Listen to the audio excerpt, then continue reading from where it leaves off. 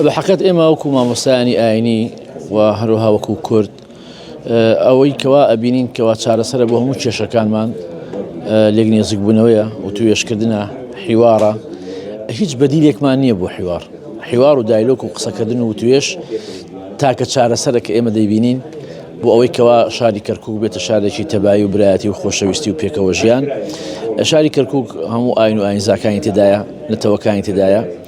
ئەوەی کەوا چارەسەرە بۆ هەموو ئەو کێشانە ئەوەیە کەوا ئێمە لە پانێڵی ئاوهادا، لە دانیشتنی ئاوهادا، لە شوێنی ئاوهادا کۆبینەوە و توێژەکان بکەین، بیربۆچوونەکان بگۆڕینەوە.